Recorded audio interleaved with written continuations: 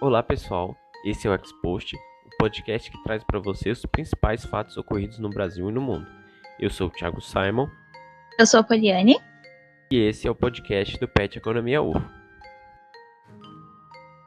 No último dia 25 de abril, ocorreu a 93ª cerimônia do Oscar, o prêmio mais importante da indústria do cinema. Devido a esse momento que estamos vivendo, a cerimônia contou com algumas adaptações para fazer a premiação, ainda que de formato presencial. A primeira mudança foi a alteração da data do evento, que geralmente ocorre em fevereiro ou março, para o dia 25 de abril. A premiação ocorreu em 2 lugares ao mesmo tempo, no tradicional Teatro Dolby e na estação Los Angeles Union Station. Outro aspecto importante, que não fez parte da cerimônia, foi o tapete vermelho, que foi reduzido e não teve o glamour das edições passadas, além, é claro, do cancelamento das festas pós-premiação.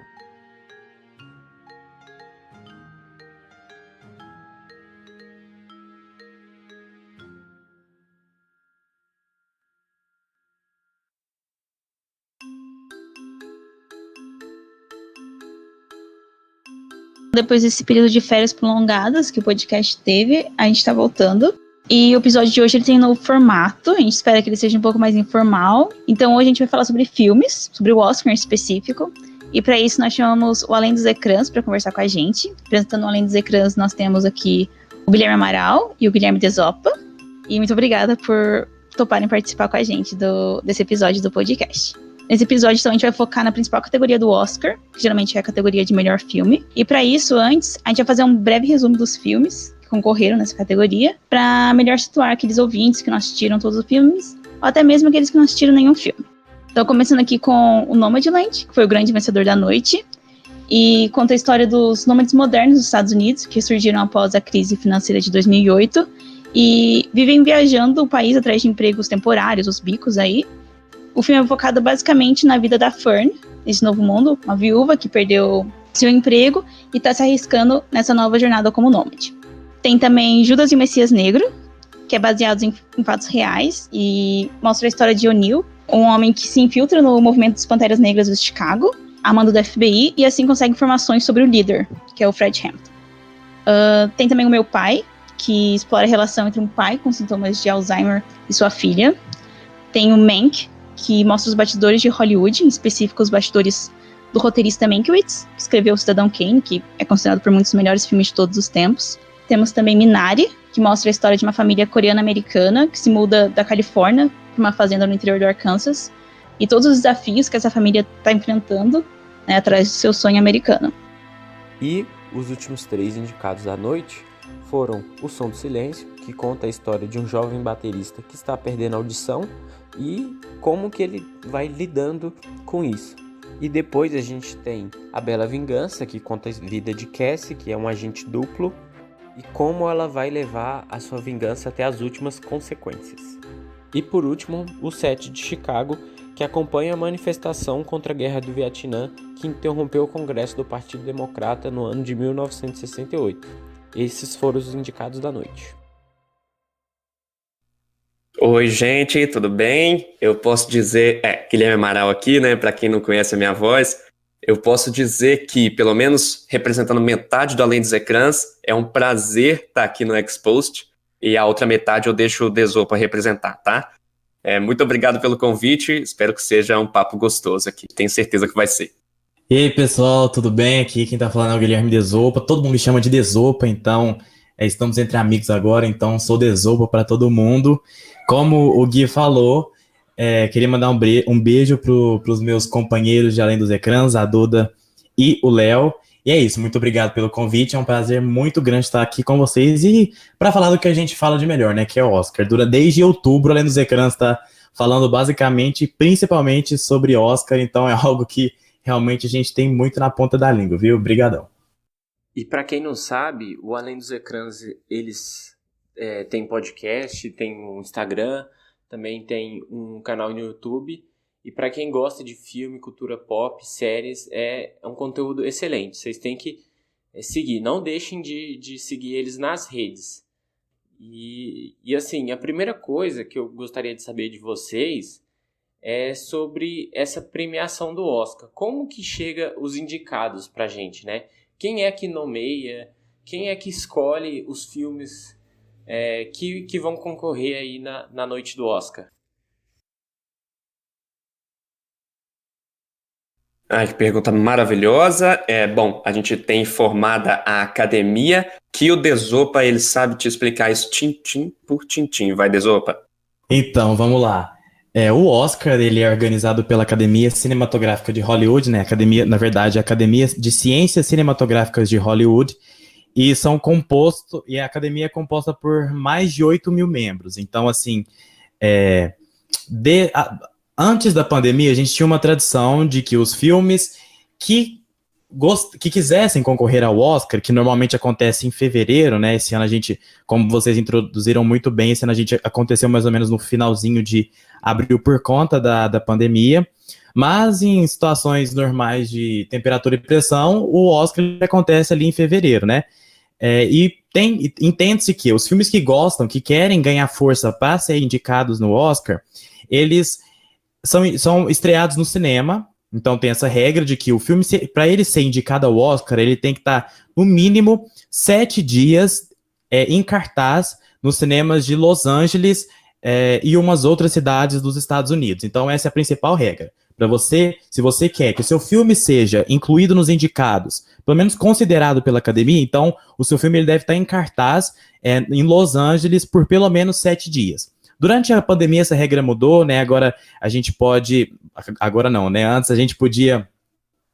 O filme poderia não estrear no cinema, poderia estrear em drive-ins ou também nos serviços de streaming, né?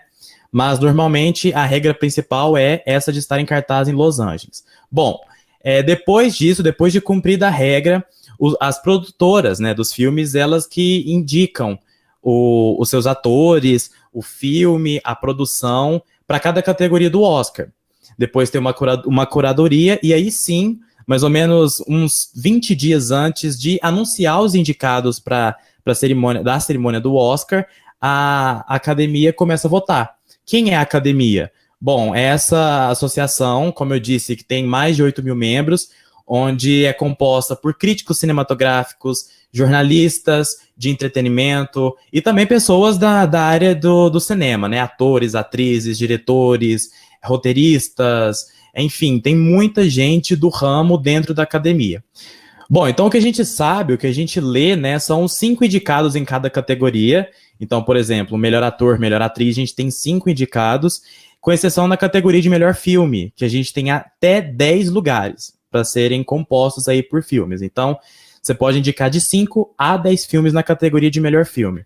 Então, a gente conhece esses nomes, mas antes disso tem toda uma votação, tem uma curadoria e tem toda uma estratégia de cada produtora, de cada distribuidora, para que seus filmes ganhem força no Oscar. E eu falei só daqueles que gostam, que gostam não, na verdade, que aqueles que estreiam nos cinemas, porque a gente tem filme também que percorrem festivais no mundo todo ao longo do último ano. Então, por exemplo, vou dar um exemplo mais recente, Nomadland, por exemplo, que foi vencedor agora do Oscar de melhor filme em 2021. O Nomadland, ele percorreu os festivais desde março de 2020. Então, assim, isso é outra forma de ser considerado pela academia. Então, é um longo processo até a gente ter acesso a esses 5 indicados em cada uma das mais de 20 categorias do Oscar. É mais ou menos isso. E uma dúvida aqui. Você mencionou sobre uma das regras é que o filme tem que estar em cartaz em Los Angeles. Isso vale também para os filmes que estão concorrendo a melhor filme estrangeiro? Isso. É uma regra geral pros filmes. Filmes, por exemplo, a gente... quando o Brasil lança um filme, o último que realmente teve uma força foi A Vida Invisível, né, no Oscar de 2020, que é um filme realmente muito maravilhoso e que foi indicado para outras premiações, infelizmente não concorreu ao Oscar, mas, por exemplo, o Independent Spirit Awards, que é o Oscar dos filmes independentes, indicou o nosso filme brasileiro, A Vida Invisível, e necessariamente, independente se for filme estadunidense ou filme na categoria de internacional, né, que agora a gente chama de melhor filme internacional, ele deve estar 7 dias em cartaz em Los Angeles e outras cidades dos Estados Unidos. Então, essa é a regra geral. Agora eu quero saber qual é a opinião de vocês. Qual que era o filme favorito de vocês? Qual que vocês estavam torcendo nesse Oscar? Ai, olha, essa pergunta é difícil, viu? Porque a gente mesmo sempre ficou se perguntando isso e nunca chegava numa resposta, porque foram realmente filmes muito bons, muito focado no drama, né? Eu acho que a gente não teve uma gama tão ampla assim, uma diversidade de gêneros, muitos eram drama, mas são dramas muito bem construídos, é a coisa que o Oscar adora. E aí a gente ficava nesse negócio de gostar mais de Meu Pai, gostar mais de Nomadland, gostar mais de Bela Vingança. Eu acho que o meu coração, Meu Pai conquistou.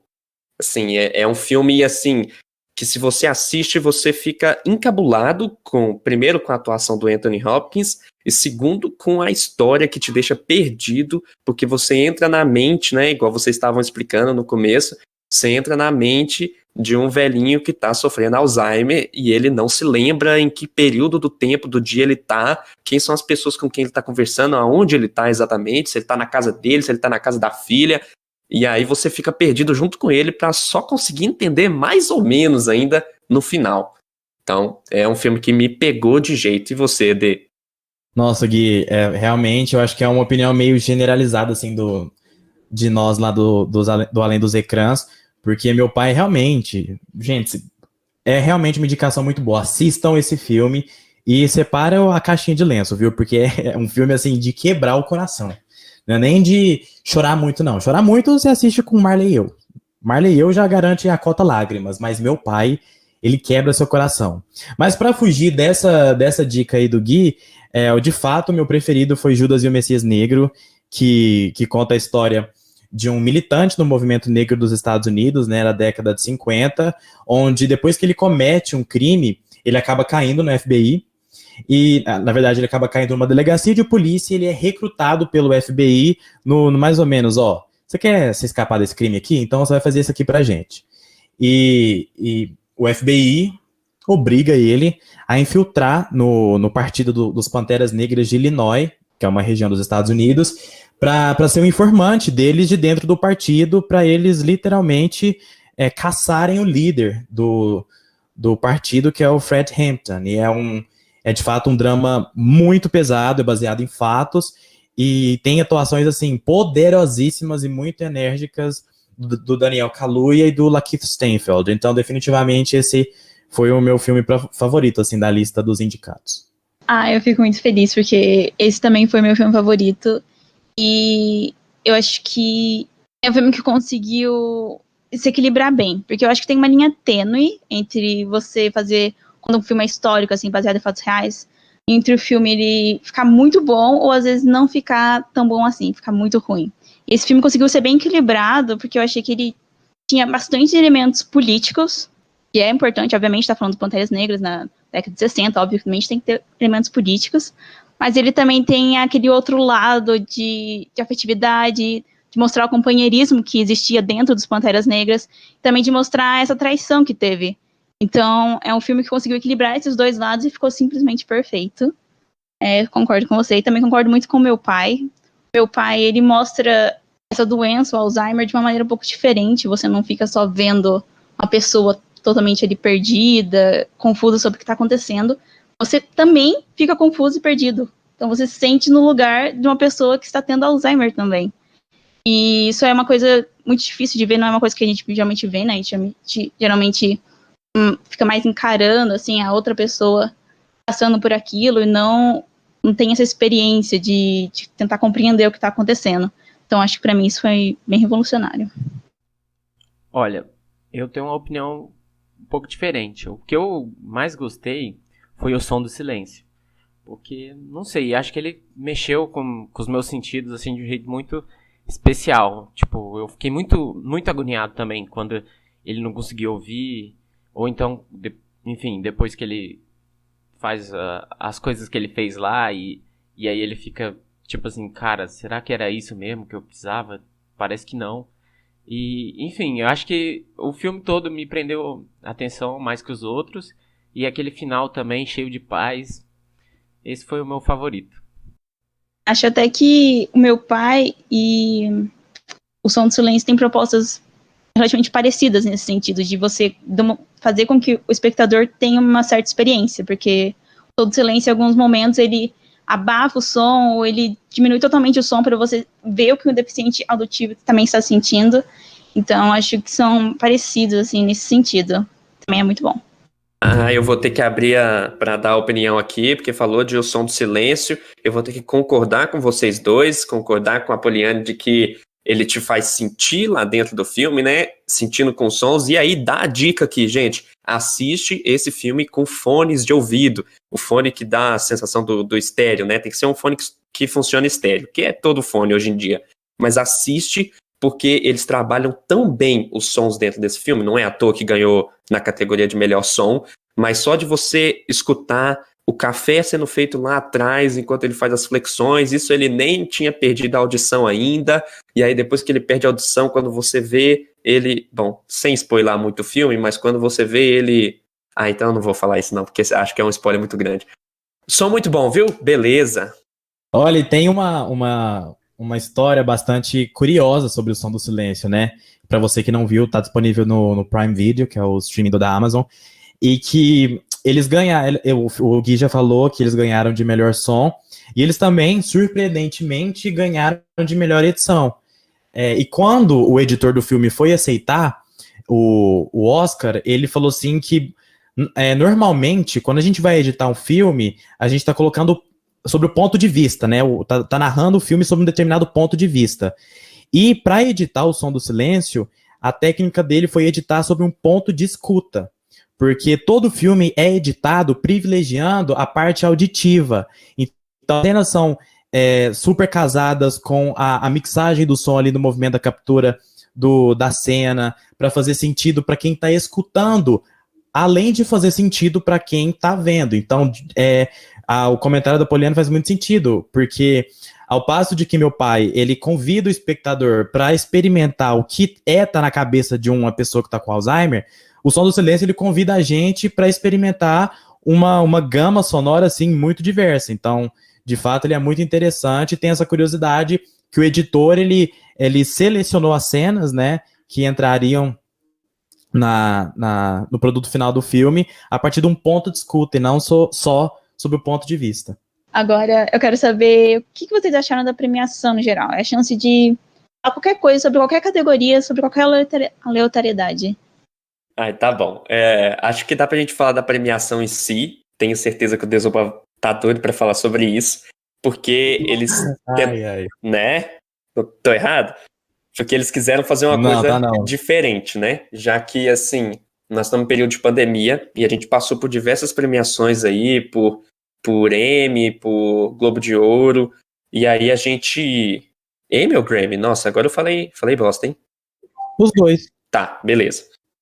E aí passamos por essas premiações com um espaço, assim, muito distante, né? Os artistas não podiam se juntar no mesmo lugar por causa da pandemia, e aí isso fazia também cair muito a audiência dessas premiações, e aí o Oscar tentou inovar, vamos fazer um negocinho diferente, além de juntar as pessoas no mesmo lugar, eles também tentaram fazer uma gravação ali. O jeito que eles filmaram, tinha até um efeito na tela, não sei se você reparou, se você que está ouvindo reparou, tinha um efeito, tinha aqueles efeitos de Instagram, um filtro, isso mesmo a palavra, um filtro na tela que deixava ela um pouco mais, com cores um pouco diferentes, eles rolou uns créditos no começo, eles tentaram fazer uma filmagem diferente para que ficasse parecendo um filme, aquilo ali que estava acontecendo, aquela premiação. E também, devido a essa pandemia, eu acredito, eles deram mais espaço para os vencedores falarem, né, comentarem, e aí eles tiveram mais espaço para dar aqueles discursos de vitória. Então foram alguns pontos que eles tentaram fazer para segurar a audiência e para ganhar mais espaço, que eu acho positivos. Mas tiveram algumas coisas dentro da premiação que deram, assim, né, algum conflito ali, que eu acho que o Desopa pode explicar melhor. E eu vou deixar para ele falar sobre isso então. E depois eu volto com as aleatoriedades para falar sobre as outras categorias, que tem algumas coisas legais de falar assim. Nossa, gente, o Gui começou falando aí muito bem.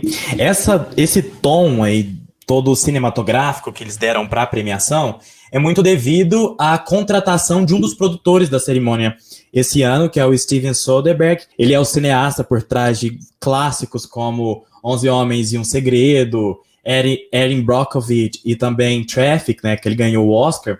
Então eles contrataram um cineasta para produzir o Oscar. Então o cara realmente, o jogo de câmeras na direção do Oscar estava diferente. O Gui falou sobre uma lente, né, com filtro mais cinematográfico, mais amarelada. Tinha os créditos também que a gente pode comparar muito com uma cena inicial de um filme, assim. Então realmente estava bem interessante nessa parte. Só que o cara é um cineasta. Então, assim, cineasta por cineasta, ele deixa a emoção para o final. O que os caras fizeram?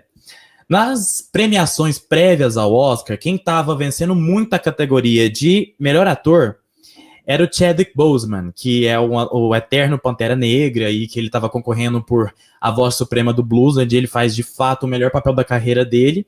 Só que ele morreu, né, em decorrência de um câncer em agosto do ano passado. Então ele estava vencendo tudo, estava recebendo as premiações póstumas e que estava rendendo cenas emocionantes, porque a viúva dele, a Simone Boseman, estava aceitando e estava fazendo discursos de fato muito emocionantes. Então o que esse produtor, cineasta, Steven Soderbergh, pensou? Bom, vamos terminar o Oscar lá em cima. Chadwick Boseman vai ganhar na categoria de melhor ator e a gente vai terminar com todo mundo chorando, beleza. E o que ele fez? Qual foi a ideia dele? A gente vai inverter. Todos os anos, a tradição manda que o Oscar se encerra na categoria de melhor filme. Na única vez na história que isso foi diferente, foi em 1972, quando a Academia resolveu dar um Oscar póstumo para o Charles Chaplin, que nunca tinha vencido até então.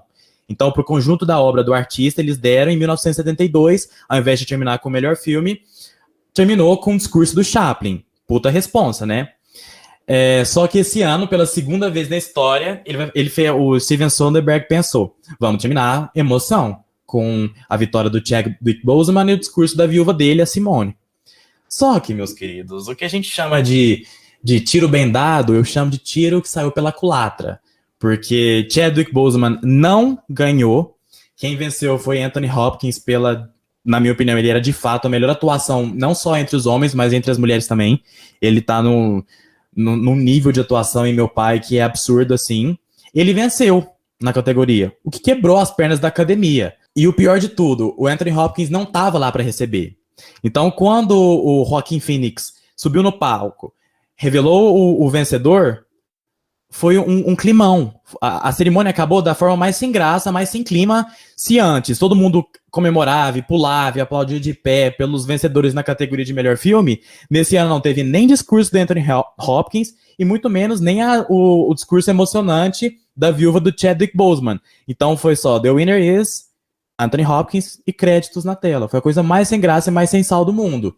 Então, assim, lados positivos, obviamente, da contratação do produtor, porque realmente deu uma tônica cinematográfica diferente do que a gente conhece nas premiações, mas o cara arriscou, entendo que seria um risco, né, porque contar com uma vitória é um risco, porque você pode não ganhar, que foi de fato o que aconteceu, e então deu super errado o final do Oscar. Então teve esse rolê aí que aconteceu. Mas entre os vencedores, assim, eu acho que foi uma noite muito legal, porque não tivemos filmes com mais de 3 Oscars, assim. Nomadland merecidamente levou melhor filme, melhor direção, né? Foi a segunda vez na história que uma mulher venceu na categoria de direção, 93 anos de Oscar, é a segunda vez que uma mulher vence, então é importante destacar isso, e a primeira vez que uma descendente asiática vence na categoria, então foi, assim, recorde atrás de recorde. A Frances McDormand, que é a atriz principal de Nomadland, venceu o seu 3º prêmio na atuação, e meus destaques são a vitória da Emerald Fennell, que é a diretora, escritora e idealista, assim, de Bela Vingança, que é um filme muito ousado, muito maravilhoso, assim, é muito diferente de tudo que a gente já viu, e mereceu muito ganhar, porque o filme tem um roteiro brilhante, assim, que gerou muita discussão, trouxe várias pautas à tona, assim, e então, assim, esses são meus destaques mesmo. Outra coisa que eu queria saber de vocês é o que vocês acham que tem a ver com essa audiência, que ela foi menor, né? Foi a menor da história. Vocês acham que tem a ver com os estúdios e as salas de cinemas fechadas? Ou, de repente, o público não se interessou em ver o Oscar, preferiu assistir Netflix? O que vocês acham que aconteceu? Só para contextualizar aqui, né, para os nossos ouvintes entenderem, a audiência esse ano foi de 9 milhões de espectadores, uma queda de um pouco mais de 50% em relação ao ano passado, né, porque ano passado teve quase 24 milhões de espectadores. Uma tendência que vem mais ou menos lá de meados, né, dessa década, desde 2014, 2015, tendência de queda na audiência, mas essa queda foi muito, muito, muito grande. Ninguém estava esperando uma queda tão grande desse jeito. Eu acho que é de fato, uma soma de fatores que podem justificar a queda na audiência. Eu acho que a pandemia afastou a gente do cinema por um motivo muito óbvio, e eu acho que muita gente desanimou por conta disso, sabe? Porque aqui no Brasil, muitos filmes não estrearam ainda, né?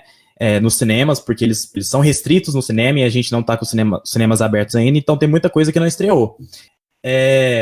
Faltou um nome grande.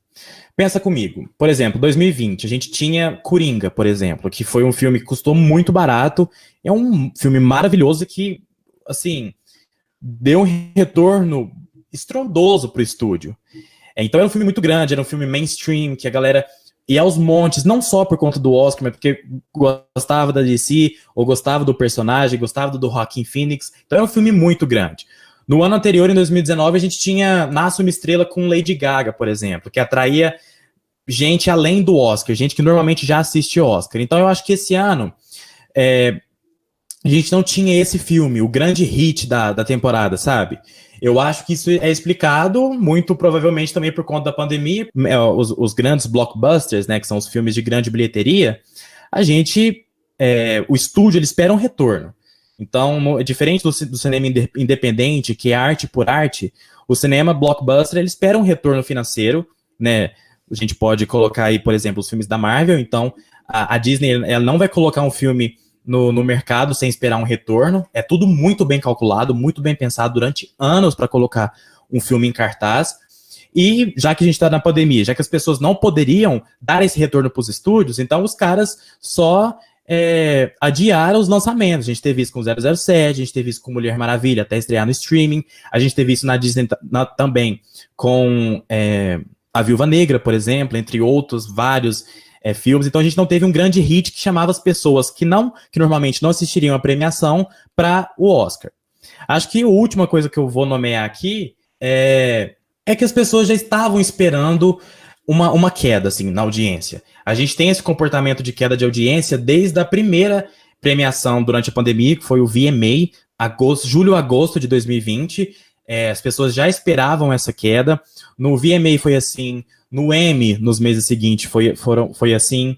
A gente teve Globo de Ouro, Critics' Choice Awards, SAG Awards, Grammy, e agora o Oscar, todos seguindo uma tendência de queda. Então já era esperado que a gente teria uma queda da audiência. O que você acha, Gui? Olha, parafraseando o Eduardo Costa aqui, tem tudo a ver, né? Acho que o Desopa falou tudo, é exatamente isso. São vários fatores que alteraram esse resultado. Eu acho até um pouco estranho, sendo bem sincero, ter tanta queda de audiência num período de pandemia, em que as pessoas, na teoria, ficam mais em casa, e aí poderiam assistir mais isso, mas assim, realmente as premiações não ajudam, porque foram fracas. O cinema, você não poder ir no cinema, imagina assistir o Som do Silêncio no cinema. Imagina aquelas caixas de som gigantescas ali, cada uma soltando um som. É perfeito, mas a gente não tem essa oportunidade, não tem essa experiência. Poucos filmes aí chegando no cinema, e a gente tendo que ver só os dos streamings, e não tem esse nome que chama. Ninguém assim que é fora dessa caixinha do Oscar, o pessoal do mainstream não se interessou tanto, igual tinham opções ano passado. Ano passado, por exemplo, tinha até Vingadores no Oscar. Então, tinha muita coisa mais mainstream no Oscar que atraía mais o público, acredito eu, assim como o Desopa falou.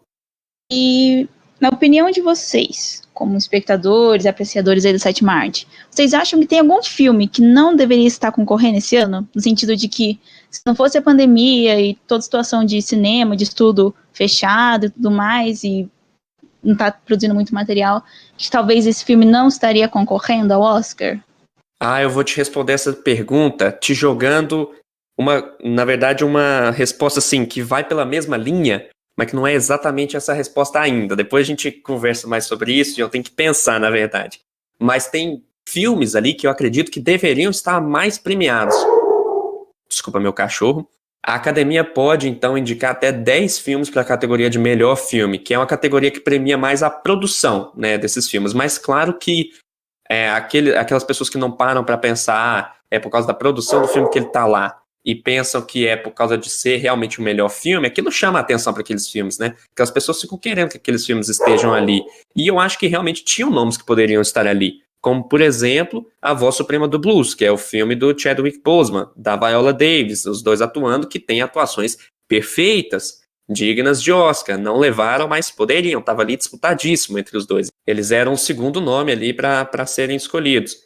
E não estavam lá. E aí outro que é do meu coração, que é um filme que eu amei e fiquei apaixonado pelo filme, é Pieces of a Woman, que além de melhor atriz, não foi indicado para mais nada. E é um filme que merecia demais, poxa, merecia algumas outras indicações, mas ele teve algumas polêmicas ali por causa do ator principal, né, que é o Shia LaBeouf e mais coisas, mas eu acho que ele merecia mais. Agora, um filme que não merecia estar lá, essa é uma boa pergunta. Eu vou pensando aqui, enquanto o Desopa, que já deve ter uma resposta pronta, fala aí pra nós. Óbvio que eu tenho, porque eu acho que assim, eu devo ser a única pessoa que dou hate nesse filme, assim. Antes de falar o nome desse filme, eu vou explicar o porquê, porque, assim, foi muito mal interpretado durante nossa cobertura lá na Além dos Ecrãs. Inclusive, eu aproveito aqui, porque normalmente, quando a gente fala no final, entende-se que a gente não tá dando muita importância, né? Mas se você, cara ouvinte, não segue o Além dos Ecrãs, então segue o nosso canal, dê um follow lá no nosso Instagram e também escuta nossos podcasts lá no Spotify e outras plataformas, viu? E o filme que eu não queria estar é justificado pelo fato de quando a gente pensa filme no streaming, a gente e os estudiosos, né, os pesquisadores de cinema, eles falam que esperavam coisas muito fora da caixinha, que o streaming ia revolucionar esses filmes mais quadrados, que sempre estão no Oscar, né, que normalmente não movimenta muita galera para ir até o cinema. Só que não foi assim, né? A Netflix indicou um monte de coisa aí, e Mank é quadradaço. A gente brincou lá no Além dos Ecrãs, que é uma piada interna, de Hollywood para Hollywood. Se você for assistir o filme sem um mínimo assim, de conhecimento da era de ouro de Hollywood, você vai ficar boiando e mexendo no celular. E outro que segue essa linha, mas que é diferente de Mank, obviamente, é o A7 de Chicago. Todo mundo fala que o filme é muito bom, de fato eu acho que é um filme muito emocionante, que informa, que entretém, só que eu acho ele um filme muito quadrado, que é feito, pensado milimetricamente pra gente gostar, sabe? Não é ousado, não ousa. Então eu acho uma narrativa muito linear e não acho que merece isso tudo, não, que teve aí ao longo da corrida, viu? Eu sei que a galera do Além dos Ecrãs e quem tá me ouvindo aí pode estar discordando de mim, mas essa é a minha opinião. Você é chato. Eu não acho que o Sete de Chicago não deveria estar, ele deve estar. É um bom filme, é meio Oscar baitzinho ali, ele quer agradar demais, mas é um bom filme. Desopa, como é que você pode falar que aquela cena lá dos personagens lá do Partido dos Panteras Negras não surpreende? É um ótimo personagem, agora me fugiu o nome do rapaz, mas ele é um ótimo personagem que faz um ótimo trabalho, aquela cena é maravilhosa. É uma boa cena. Eu vou ter que concordar com o Desopa em relação a Mank. Foi um filme que realmente, que no final, eu falei, uai, muito legal, mas não entendi muito bem, não. É um filme que deixa muito perdido, assim, sobre o que realmente está acontecendo. Acho que não te situa muito bem. E, na verdade, eu fiz essa pergunta sobre qual filme não merecia, tecnicamente, estar concorrendo ao Oscar, porque eu tive essa sensação com Bela Vingança, na verdade. Eu terminei de assistir o filme e eu falei, é um filme legal, mas é um filme muito comercial, não é um filme que eu acharia que poderia estar no Oscar. Fiquei muito surpresa quando vi que estava concorrendo nas premiações. Eu achei um filme muito comercial pro Oscar, para qualquer outro tipo de premiação, assim, historicamente importante. Então, eu acho que é uma tendência o Oscar e a academia, porque assim, nos últimos anos a gente observou vários movimentos de inclusão da academia, porque era basicamente velho, branco, hétero que votava nos filmes. Então a gente observou vários movimentos de inclusão, de dar mais poder de voto, incluir na academia, na verdade, pessoas mais jovens, pretos, mulheres, sabe, para dar uma diversificada, e é uma tendência, né? A partir desse momento, de que isso tem uns 3, 4 anos atrás, a gente viu roteiros mais ousados e ditos por você, por exemplo, como mais comerciais, assim, serem indicados. Eu acho que nos últimos anos, Corra foi muito indicado por conta disso. Enfim, eu acho que Pantera Negra, uns anos atrás, não teria tido o sucesso que teve no Oscar, né? Eu acho que foi o filme... Acho não. Foi o filme de super-herói mais indicado da história da premiação. Acho que se fosse uns 5 anos atrás, se o Pantera Negra tivesse estreado em 2014, ele não teria tido tanto sucesso que mereceu dentro do Oscar. E eu acho que Bela Vingança vai muito nesse sentido, sabe? É um roteiro muito inteligente, que levanta questões que a gente nem imagina. Então a Emerald Fennell, que é a diretora e criadora do filme, ela conversa ali sobre temas muito importantes, de uma forma muito interessante, uma escrita muito inteligente e ousada, e que acaba entrando nessa tendência da academia de indicar coisa mais ousada, coisa mais nova, coisa que foge desse Mank, é o que a gente está chamando aqui. Então acho que faz sentido para a cerimônia de 2020 e nas próximas também, terem roteiros e produções tipo Corra, tipo Bela Vingança, entre vários outros nomes aqui que fugiram da minha cabeça, Hereditário também, que fogem muito da regra que a gente já conhece no Oscar, né? Então, acho que é uma tendência, inclusive. Isso, eu concordo com o Gui, e assim, ele é um filme mais pop ali, se a gente for considerar, assim, da maioria dos indicados, e às vezes ele é até um pouco previsível em alguns momentos, mas eu acho que tem muita coisa ali, muito detalhe, que é muito digno de Oscar mesmo. Os detalhes, parece que realmente quem produziu, né, e tudo mais, realmente conhece de cinema, que você vê os detalhes na fotografia, os detalhes de tipo, se você reparar, a atriz principal, ela tá sempre numa parede que tem ou uma única cor, ou tem um quadro exatamente atrás dela. Então ela é muito bem colocada nos pontos, além da atuação dela ser ótima, realmente ser digna de Oscar, ela faz uma atuação assim inimaginável, são cenas muito bem produzidas, muito bem feitas, tem aquela jogadinha tem aquele humor de você imaginar que ela fez alguma coisa. Eu não me esqueço da cena no começo do filme, de quando ela aparece depois de ter mostrado pro cara que, bom, se você não assistiu o filme, né, ela começa ali ela finge que está bêbada em uma balada para que um homem dê em cima dela e acabe levando ela pro quarto, porque isso é coisa de homem mesmo, e o cara leva ela pro quarto e na hora lá ela faz a vingança dela. O que na hora você não sabe o que é essa vingança. Então depois que ela sai, né, mostra ela de manhã andando pela rua, tem caindo assim um negócio vermelho assim no braço dela, e eu falei, pronto, essa mulher sai com os caras e mata os caras tudo. Mas não, aí mostra que era ela comendo um cachorro quente, e aquilo era um molho descendo pela manga dela. Então, assim, eu acho muito bem escrito, muito bem dirigido, e tem uma fotografia bonita, são detalhes ali que acho que fazem o filme, sim, merecer o Oscar, por mais que ele seja o mais pop aí. Aproveitando que a gente tá falando de tendência, né, dos filmes, parece que esse ano teve uma tendência, pelo menos na categoria de melhor filme, de filmes com temáticas sociais. Apesar que isso é uma coisa que o Oscar tem muito, né, de ter bastante filme com temática social, só que esse ano parece que desses 8 filmes dessa categoria principal, 7 tinha temáticas sociais, assim. Acho que só Mank que fugia um pouco disso. Isso será que é porque os estúdios eles estão se preocupando muito mais com essa tendência de fazer filmes mais, entre aspas, progressistas, ou é porque a academia talvez está valorizando mais esse tipo de filme depois das críticas que vem recebendo a isso nos últimos anos? Olha, eu acho que é os dois, assim. Eu vou explicar o meu ponto aqui. Eu acho que, de fato, os estúdios eles estão se adequando ao gosto do público. A gente já não tem mais saco para assistir filme sabe? De um cara atirando, enfim, tipo Rambo. Sim, acho divertido, fez sentido lá no contexto de sua estreia, mas se a gente for analisar, é um filme problemático já.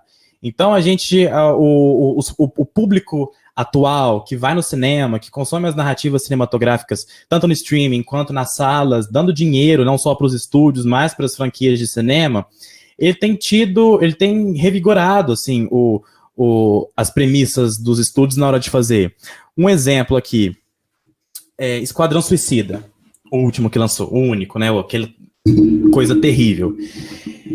Foi um escândalo muito grande quando revelaram que eles estavam encolhendo o short da Margot Robbie, que interpreta a Arlequina, em computação gráfica.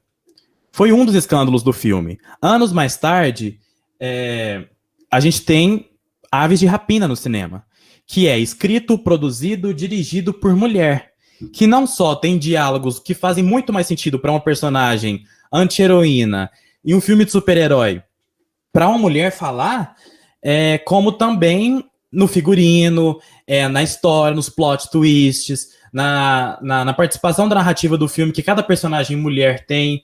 Então, assim, tá diferente. O gosto do público mudou e os estúdios sabem muito bem disso, sabe? Então, assim, acho que eles estão se adequando sim ao gosto do público que está mudando, mas tem muito a ver com os votantes da academia também. Como eu disse, tem um movimento aí repetido nos últimos anos de querer diversificar os votantes para nos apresentar diferentes indicados, tanto no tema dos filmes, quanto também na diversidade racial dos indicados, de gênero. Como eu disse, em 93 anos de Oscar, essa foi a segunda vez que uma mulher venceu na categoria de direção.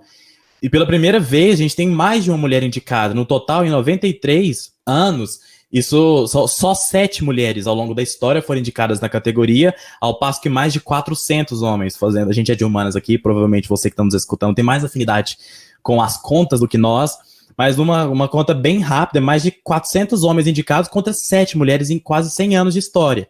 Então, a minha resposta seria, soma-se, né, aos estúdios que estão se moldando ao gosto mais exigente do público nessa questão social e de representatividade mesmo, quanto também nos votantes da academia. E vocês acham que essas regras, né, que eles mudaram aí para se adaptar nesse ano de pandemia, elas vão continuar para os próximos anos? Assim, os serviços de streaming, os filmes pelo streaming vão continuar muito participativos no Oscar? Ou vocês acham que é algo mais momentâneo? Essa é uma ótima pergunta e eu acredito que essa é uma tendência que só tende a aumentar, a se manter. O cinema, ele não vai morrer. Isso é impossível da gente falar que o cinema vai morrer. Ir ao cinema se tornou uma experiência conjunta, né? Se tornou Você reúne os amigos e fala assim, vamos ao cinema, né? Tem uma palavra específica que eu tô procurando desde a primeira vez que eu tô tentando formular essa frase, não acho, mas, enfim, não é simplesmente eu vou ir assistir os filmes lá, porque hoje você tem outras alternativas, mas ir ao cinema ainda é uma coisa que as pessoas gostam de fazer, reunir, então isso não vai acabar. Mas que a participação dos streamings, ainda mais com a dedicação, né, com o investimento, que cada plataforma vai investindo cada vez mais nos seus filmes. Então agora a Disney tem uma plataforma própria, né? A Paramount agora tem uma plataforma própria. E essas plataformas cada vez surgindo mais e cada vez investindo mais. A Netflix está investindo aí milhões e milhões e milhões. Ela anunciou mais de 50 filmes para esse ano, originais dela, cheio de atores famosos. E eles vão investindo mesmo, em peso. E isso aí não tem como você olhar para esses filmes e falar, não, a gente vai considerar só os do cinema, e as pessoas assistem, os planos, alguns são baratos, eles são acessíveis, Netflix é um pouco mais acessível, o Amazon Prime é o mais acessível de todos, é só R$10, então as pessoas vão tendo cada vez mais esses planos em casa, é impossível você negar que esses filmes vão crescer e ter uma participação cada vez maior nas premiações e onde mais der para enfiar. Você falando do cinema me fez lembrar também que quando a pandemia acabar, talvez muita gente esteja de saco cheio de ficar em casa assistindo filme, série pelo computador, pela tela de casa. Acho que para o cinema vai se tornar bastante popular. Concordo. Eu tô louco pra ir no cinema de novo. Nossa, é uma experiência super agradável. Mas assim, eu gosto de ir pra juntar com os amigos. Na verdade, eu sou fã de cinema, então eu gosto de ir no cinema assistir todos os filmes possíveis. Mas é meio carinho, então é difícil, né? Mas assim, eu adoro cinema, sou apaixonado. Tenho certeza que todo mundo tá louco pra voltar. Vocês já tiveram a experiência de ir no cinema sozinhos? Nossa, é o que eu mais faço na vida. Nossa, demais, assim. Quando eu quero ver muito um filme, ninguém vai comigo, ninguém quer ver comigo, tanto amigo quanto família. Tchau, vou sozinho, definitivamente. Já fui várias e várias vezes. E eu faço isso, tipo, desde que eu tinha 12, 13 anos de idade. Vou tranquilamente. Aquele molequinho indo ver Backyardigans, o filme, sozinho no cinema, mas era mais ou menos isso. Eu não sou tão forever alone assim, igual o Desopa. Na verdade, ele tem muito mais amigo do que eu. Então, assim, eu só falo pros meus amigos irem, e aí não quer os dois que eu tenho, aí eu vou sozinho. Mas eu vou contar uma história, então, de uma vez que eu fui no cinema sozinho. E em Uberlândia, né? Você que tá ouvindo aí, que a gente faz UFO, então não sei se você que tá ouvindo é de Uberlândia, talvez você saiba que o Cinépolis tem o Cinépolis VIP, né? Que é um cinema lá super uau, luxo, cadeiras duplas, grandes, e eu não conhecia nada do Cinépolis VIP, e eu fui no cinema, e ninguém podia ir comigo no dia e tal, e eu tinha que assistir os filmes pro Oscar do ano passado, né, 1917, Jojo Rabbit, eram os filmes que eu tava indo assistir, e só tava passando no cinema na sessão VIP.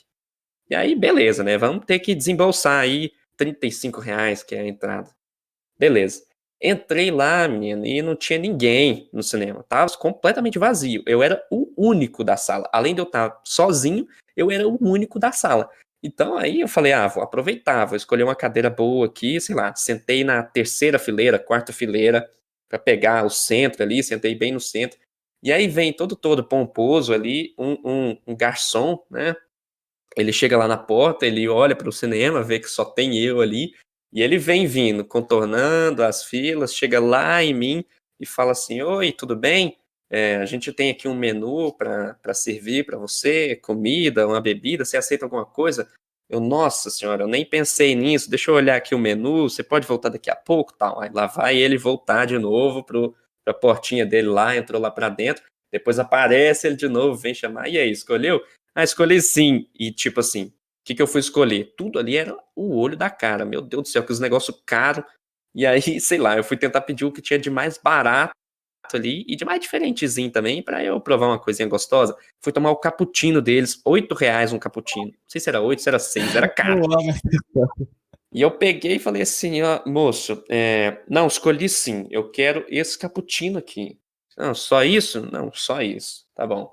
Lá vai ele, volta de novo, depois volta com o meu cappuccinozinho enquanto o filme tá passando e eu assistindo lá. Jojo Rabbit, não lembro qual que era agora. Vamos supor que era Jojo Rabbit. Jojo Rabbit tomando um cappuccino, sozinho no cinema VIP. Foi uma experiência, assim, enriquecedora, vai. Um amante de cappuccinos até dentro do cinema, meus queridos.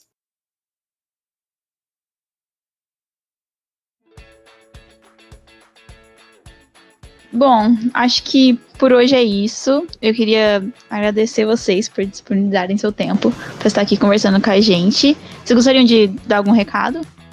Gente, gostaria de agradecer, que isso, é uma honra estar aqui no Expost. Fiquei muito feliz com a conversa, muito bacana, mas muito obrigado, adorei conhecer vocês dois e parabéns aí. E assim, espero que dê tudo certo esse podcast, que ele cresça cada vez mais. É isso, queria também aproveitar e mandar um abraço lá pra a nossa metadinha que ficou só escutando, que é a Eduarda Yamaguchi e o Leonardo Vassoler, que são o restante do Além dos Ecrãs. E aquilo que eu falei mais cedo, né? A gente tem um canal no YouTube, então siga o nosso canal. A gente tem um Twitter que atualiza diariamente, minutamente, se deixar, sobre o cinema. A gente também tem um perfil no Instagram que produz conteúdo para todos os dias da semana. Então siga a gente em todas as plataformas digitais possíveis que a gente tá lá. É @Além dos Ecrãs em tudo. E é isso, muito obrigado pelo papo, a gente gostou muito. Chama mais vezes, que cinema é com a gente mesmo. Bom, gente, então por hoje é isso, né? Eu gostaria também de lembrar para vocês seguirem as redes sociais do Pet Economia. A gente tá no Instagram, no Twitter, Facebook, temos o canal do YouTube também. Então sigam nossas redes, que esse ano a gente pretende trazer vários eventos e vários formatos possíveis para levar conhecimentos e coisas legais aí pra frente. É isso. Tchau, tchau.